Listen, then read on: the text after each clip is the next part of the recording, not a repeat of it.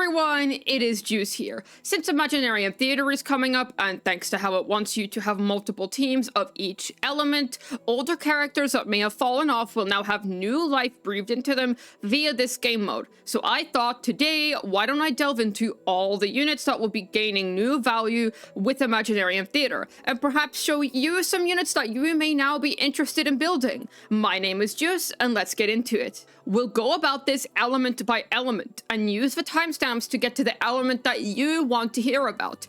Before that, know that ultimately trial versions will be available of each unit. The main strength here is that your own built units will not only be stronger, but also let you yield out value from all those old characters that you benched ages ago.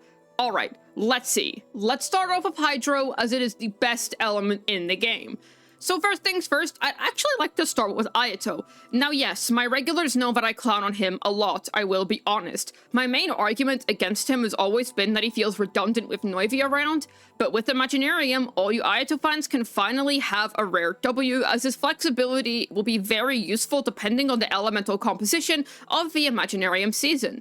And then when we get to Childe, I do think he has fallen off quite a bit. While I still consider International a very good team, there is just better now for a lot cheaper. But now, with this new game mode, he's gonna see some use again as a Hydro driver if all your others have been used up. Not to mention that Imaginarium Theater, since it's gonna be quite AoE focused, the likes of Childe Ganyu Freeze, Childe Electro Charged, Childe Nilou driver might see some competent use again.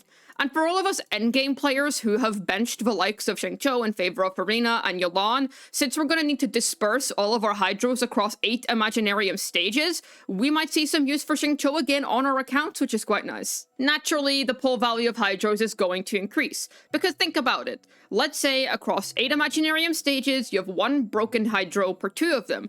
Furina for the first 2, Yelan for the next 2, Xingqiu for the next 2, and then Neuvillette for the last 2. So if you want to stick to the meta, you can do that as well. I shouldn't forget about Kokomi either. Right now she's mostly a mono Hydro unit who is also great in Bloom. Freeze exists as well and may see some play again with Imaginarium Theater in the mix. She's a nice alternative Hydro applicator, and similar points will apply to Sageween, who can replace Kokomi considering that she is a side grid. Kokomi and Sageween will do really nice with the Nilou teams, and Nilou herself is very cheap to get going, to the point where I'd say her trial form may be sufficient enough to clear if you don't own Nilou, and she's available to choose, so try her out. On the whole, I would say the main pull value increase in terms of Hydros is going to be Ayato. Good for him. I'm the most excited to talk about this one.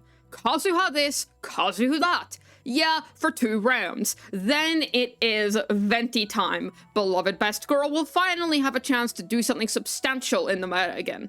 Even better yet, because of Imaginarium trials, non-believers of the Animal Archon can at least try him out to see what he's capable of. And as a Venti simp, I am very delighted about this. This is a huge W.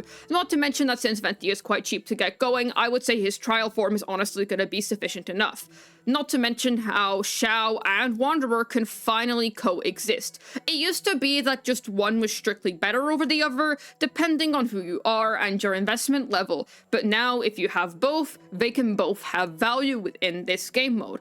Not to mention that Wanderer can also use Venti, just saying. Plus, it's quite nice that the free Lynette may also see some use, with Jean and Sucrose also existing. Plus, not to mention how Xian Yun is going to enable plunge playstyles, not just to buff Xiao, but depending on whoever else is within that Imaginarium season, let's say Diluc is allowed there, you can also play other plunge teams with her. The main value increase here, I would say, is good old Venti, since he was struggling a little bit before, even if I do believe him to be slightly underrated, and I would say there's a mild value increase for Xiao and Scaramouche, depending on who you are. So when it comes to Dendro, I don't have too much to say. Right now we only have Alhaitham as a pure Dendro DPS alongside good old Greg Heffley Tignari. When it comes to Dendro supports, Nahida, Baiju, and all other significant Dendro characters tend to be on the support side. Now, unfortunately, I can't really see Kaveh getting any new use cases here because Imaginarium does not solve his core issues of Kaveh nerfing Bloom. Now, when it comes to the main character that I think is going to be interesting here, honestly, Emily. I think that she's gonna be a DPS or a sub DPS of some kind, and if the new Burning set that released recently is a hint of anything, she is most likely going to work with that, and we haven't really gotten a sub DPS for Dendro yet, unless you count Nahida, I suppose. I also think that Tighnari is going to get a slight value increase, which is cool, considering that Alhaitham is almost always more worth running.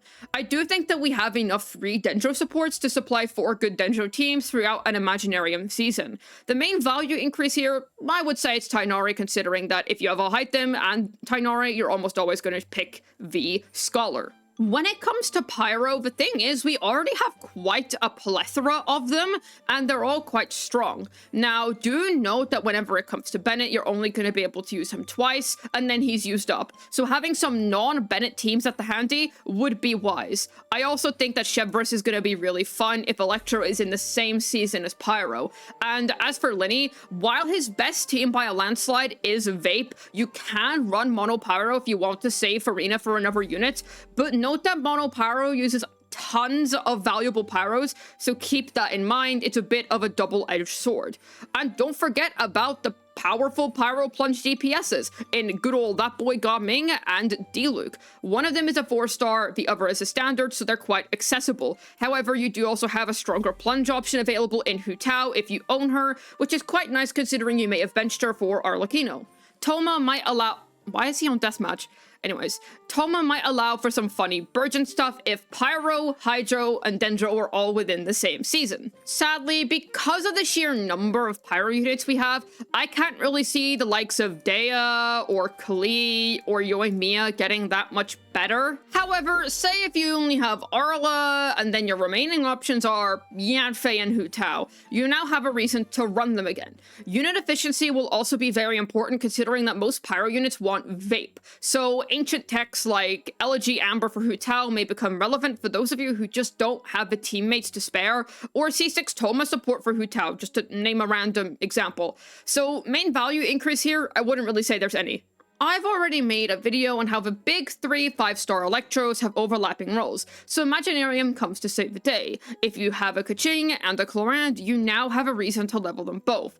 Other dead team variants like Raiden Hyper may come back. DPS Raiden is just not really worth running anymore, since a C of 0 Noivi is up to a C2 Raiden's power level.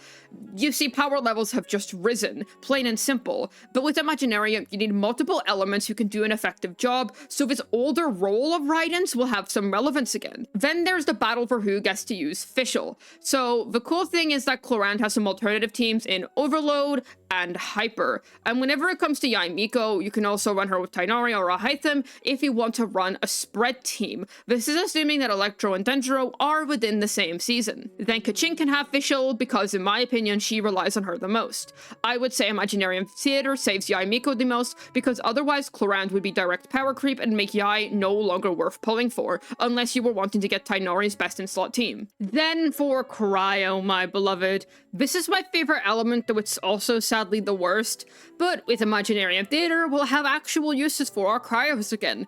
Naturally, this means that fallen off DPSs like beloved Ganyu and wonderful Ayaka will finally have a chance again. Nisa Ayaka finally has a chance to be used once more. Some other lesser loved units may also see some play now, as not everyone will have the 3 good crowd DPSs, Ryo, Ayaka, and Ganyu nowadays, especially because I believe most people skipped Ryo on his first run round, thanks to Farina being right after him. So this means characters like Chongyun, for example, or even Rosaria. If I could find her, that would be splendid. There she is. Who knows, maybe even Kaya is gonna see a value increase if you're low on cryos. And hey, yippee for all of us Shenhe enjoyers, a reason to pull her out again. I also think that Layla and Diona will be there, not really that much more valuable, but they'll be usable.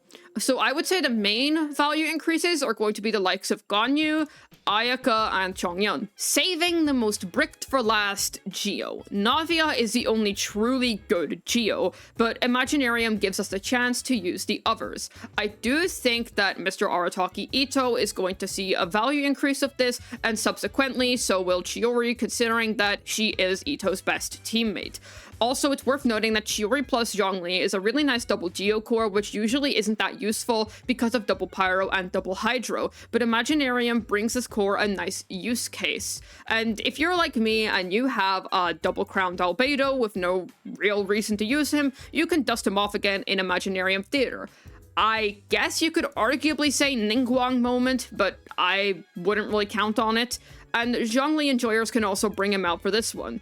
I'm gonna be honest, we're seriously lacking good geo options. My advice, don't pull for any new geos just for this game mode. Use the other DPS elements that are available, trial the geos instead. It's not worth your Primogems in any capacity. The only geo that I support is Navia because she's more like a pseudo geo. The main value increase here, I guess, Ito and Chiori. And there you have it, guys, an analysis of all relevant characters from each element that may see a rise in usage with Imaginarium Theater. If I may have missed a character that you're particularly interested in, let me know down below in the comments and we can discuss. Don't forget to join my Discord and tell me your thoughts. I myself am delighted that Venti and Ganyu might see some genuine use again. Hopefully this video was able to help you decide which characters to build in preparation for Imaginarium Theater.